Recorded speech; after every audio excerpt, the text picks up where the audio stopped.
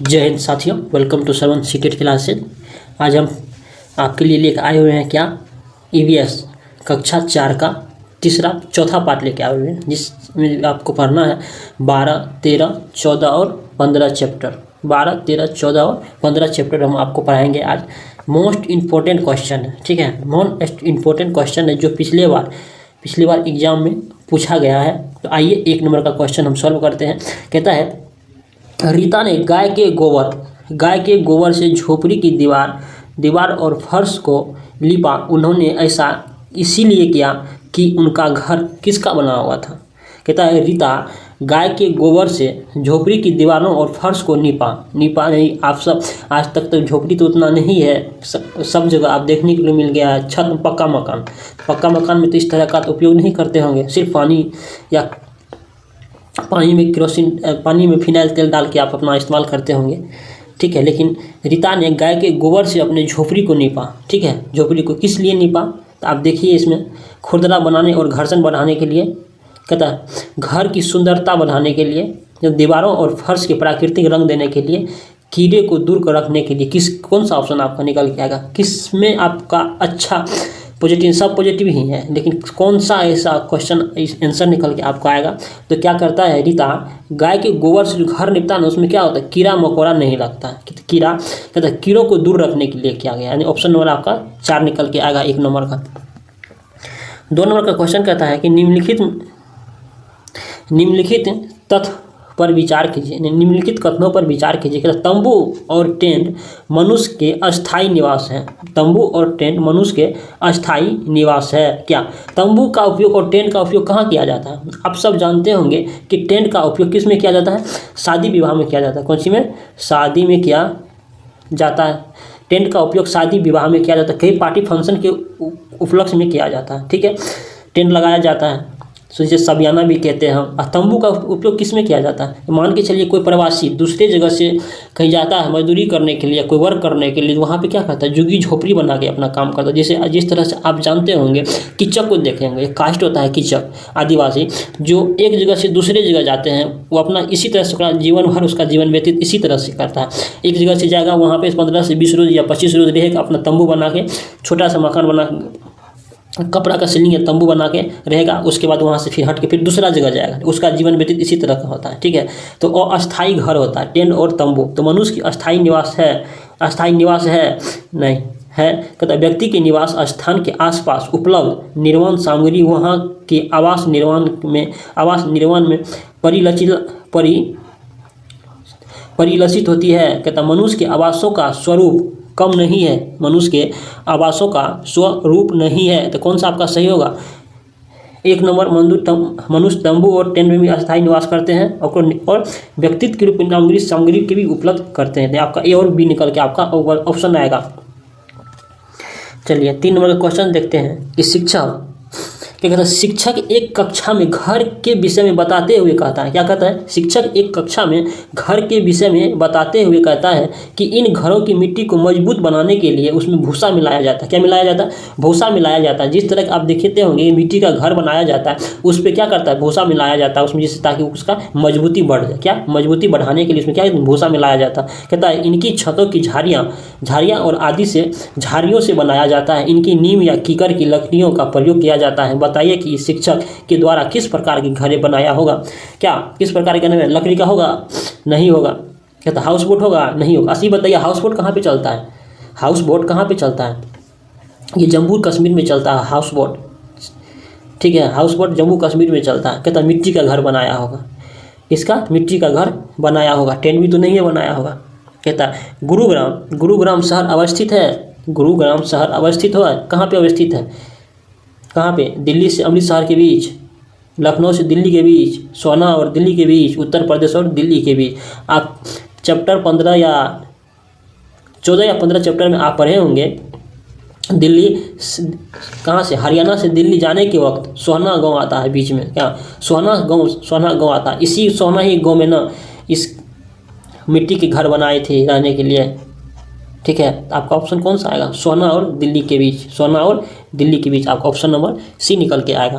कहता है 5 नंबर का क्वेश्चन देखिए कि निम्नलिखित कथनों में से निम्नलिखित में से कौन सा कारक जल प्रदूषक के लिए उत्तरदायी है? कौन जल प्रदूषक के लिए उत्तरदायी है? कहता है घरेलू अपशिष्ट व मलमूत्र का जल स्रोत में मिला है। क्या गलत होगा, सही होगा? ये आपका सही है। कहता खेतों में रासायनिक खादों के उपयोग से नहीं होता है। क्या होता है? खेतों में रासायनिक उपयोग के कारण से होता है, नहीं होता। ये आपका गलत हो जाएगा। कहता है जल स्रोतों में जीव जंतुओं के मर जाने से, हाँ अगर जल में जीव जंतु अगर मर जाएगा तो क्या वो पानी दूषित होगा क्या नहीं होगा? हाँ हो जाएगा। तो आपका ऑप्शन नंबर कौन सा निकल के आएगा? ए और सी निकल के आएगा। चलिए कहता है कि 6 नंबर का निम्नलिखित में से कौन सी बीमारियां प्रदूषित जल के कारण होता है? कौन सा होता है? पेचिस भी होता है, इटाई भी होता है, हैजा भी होता है, पीलिया भी होता है, मिनी माता। इसमें मिनी माता जो रोग होता है इसमें कौन सी की मात्रा बढ़ जाने से मिनी माता रोग होता है? इसमें पारा की मात्रा बढ़ जाने से, जिसका सूत्र होता है Hg। क्या होता है? Hg। पारा की मात्रा बढ़ जाने से मिनी माता रोग होता है। तो आपका निकल के कौन सा आएगा? A B C D सब आएगा। कितना? A B C D और E चारों ऑप्शन होगा। कहता 7 नंबर का कहती है जल संरक्षण के लिए क्या करना चाहिए? यानी जल संरक्षण यानी जल को बचाव के लिए क्या करना चाहिए? जल का उपयोग करना चाहिए, पुनः उपयोग करना चाहिए, पुनः चक्रण करना चाहिए। क्या करना चाहिए? जल का उपभोग यानी सभी होगा। जल को कम उपयोग करना चाहिए, पुनः उपयोग करना चाहिए और पुनः चक्रण भी करना चाहिए। इसमें से सभी होगा। कहता निम्नलिखित में से कौन सा कथन असत्य है? निम्नलिखित में से कौन सा कथन असत्य है? कहता जल पर्यावरण अजैविक घटक है। जल पर्यावरण अजैविक घटक है, हाँ सही है। कहते हमारे लिए सिर्फ 1% जल ही उपयोग में है। नहीं, हमारे लिए 1% नहीं, यहाँ पे लगभग देना चाहिए। यहाँ पे क्वेश्चन टाइप में गलती है, यहाँ पे लगभग होना चाहिए। लगभग यहाँ पे है 0.25% ही है हमारे लिए जल उपयोग। कितना है? 0.25% ही हमारे लिए जल उपयोग है इस पृथ्वी पे। ठीक है, शुद्ध जल जिसको हम उपयोग करते हैं। और दूषित जल पीने के लिए शारीरिक विकलांगता आ जाती है। अगर दूषित जल पीते हैं तो उसमें क्या अनेक तरह की बीमारी होती है, उसी तरह से विकलांगता भी आता है। जो दूषित जल पीने से शारीरिक बीमारी विकलांगता बढ़ जाती है। कहता है गर्म जल से प्रदूषण नहीं होता है। गर्म जल से प्रदूषण नहीं होता है। अगर गर्म जल अगर समुद्र या नदी पोखर तालाब में छोड़ दिया जाए अगर गर्म जल, तो क्या उसका भी ताप समुद्र पूरे पोखर या तालाब का पूरे पानी गर्म हो जाएगा, जिसके चलते उसमें जितना भी मछली वगैरह है सब क्या होगा? नष्ट हो जाएगा। नष्ट होने के बाद क्या होगा? वो दूषित जल ही बन जाएगा। इसीलिए आपका ऑप्शन नंबर डी निकल के आएगा। ठीक है। कहता है दिव्या अपने नानी के घर जाती है। कहाँ जाती है? दिव्या अपने नानी के घर जाती है जहाँ पर पानी की गुणवत्ता सही नहीं है। क्या है? पानी की गुणवत्ता सही नहीं है। ऐसे में आप दिव्या को क्या सलाह देंगे जिससे वह स्वस्थ और बुरी तरह असर न हो, उसका स्वास्थ्य पर बुरी तरह से कोई असर न पड़े, कोई साइड इफेक्ट न पड़े? तो दिव्या को आप किस तरह से सलाह देंगे? क्या कहता है? पानी को उबाल कर पीने के लिए, पानी को छान कर पीने के लिए, कहता है पानी को फ्रिज में जमा फिर उसे ठंडा करके पीने के लिए, उपरोक्त में से कोई। तो आप बताइए कौन सा दिव्या को सलाह देंगे? पानी को उबाल करके पीने के लिए। ठीक है, फिल्टर वगैरह कहाँ ढूंढने के लिए जाएगा अदर गाँव में। ठीक है, यहाँ पे क्या होगा? पानी करके उबाल कर, किसी भी पानी का आप उबाल करके पीनिए, वो शुद्ध पानी होता है। जैसे आपका शुद्ध पानी पृथ्वी पे कौन सा है? वर्षा की बूंदे सबसे शुद्ध पानी माना जाता है। ठीक है। कहते 10 नंबर का क्वेश्चन देखिए, जल दिवस कब मनाया जाता है?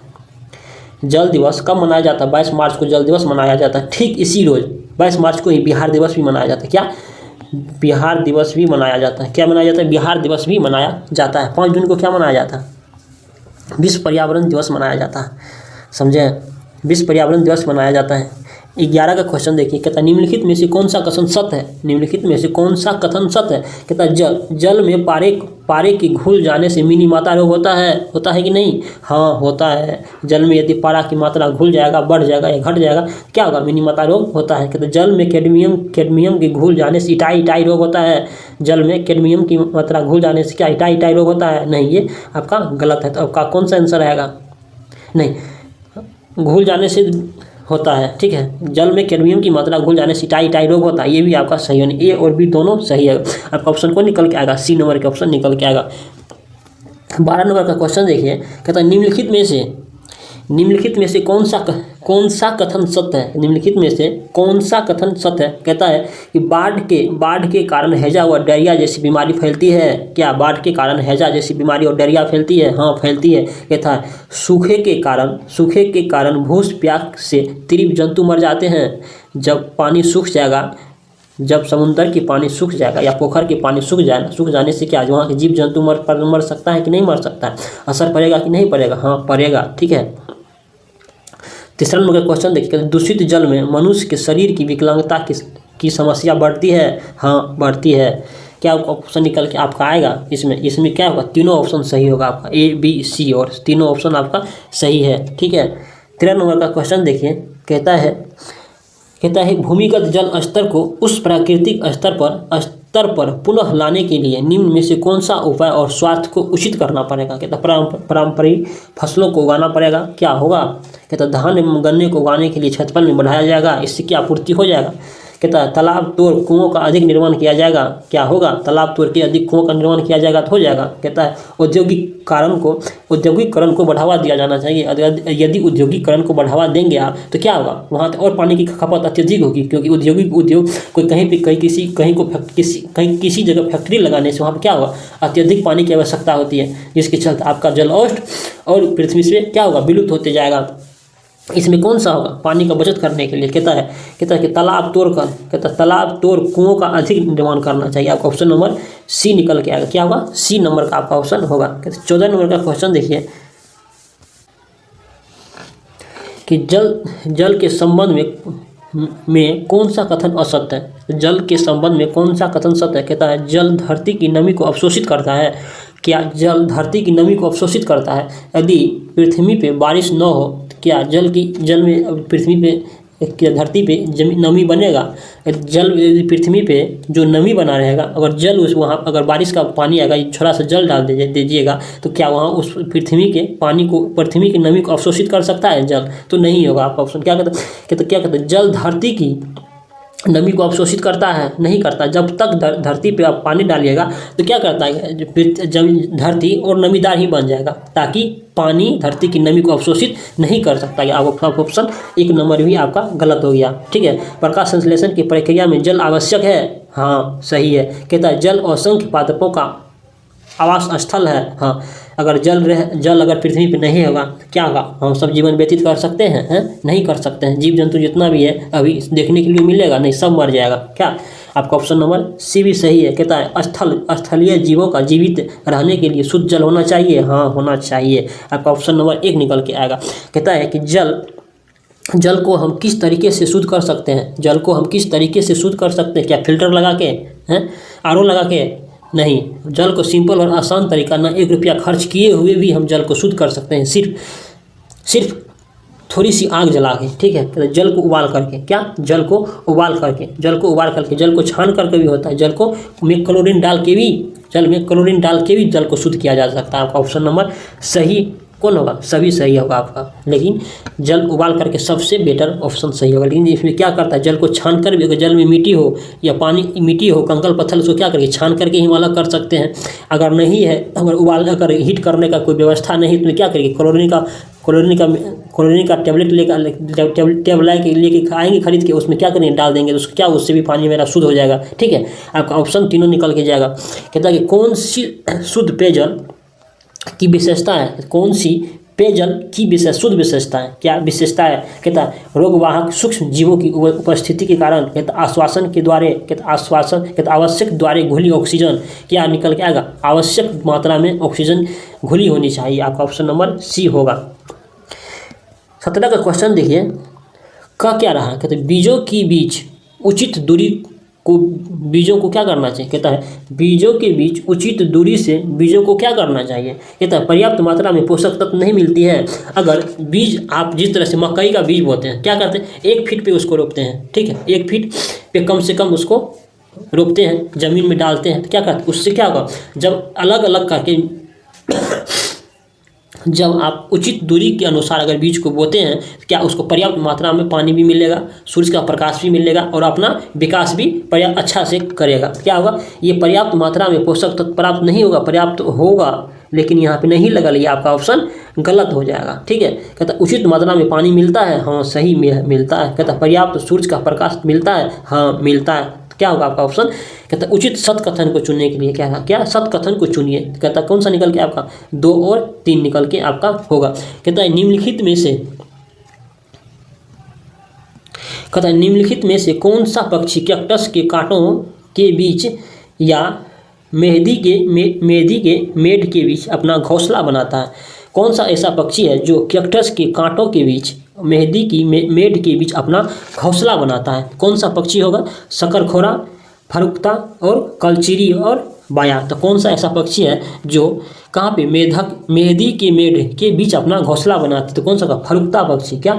फरुक्ता ही पक्षी एक ऐसा पक्षी है जो मेहंदी के मेड के बीच अपना घोंसला बना के अपना जीवन यापन करते हैं और उसी घोंसला में अपना अंडा भी देते हैं। ठीक है, ठीक है। आई होप आपको वीडियो अच्छा लगा हो। हम पार्ट आप इसका 5वां लेके आएंगे। तब तक जो भी स्टूडेंट अगर श्रवण सीटेट क्लासेस को ज्वाइन नहीं किए हैं तो कृपया ज्वाइन कर जाइए और अधिक से अधिक हो सके तो ग्रुप में शेयर कीजिए, ताकि जितना भी स्टूडेंट अगर सीटेट का तैयारी कर रहे हैं 2022-23 के लिए उनको लाभ मिले यहाँ से। ठीक है, थैंक यू, धन्यवाद।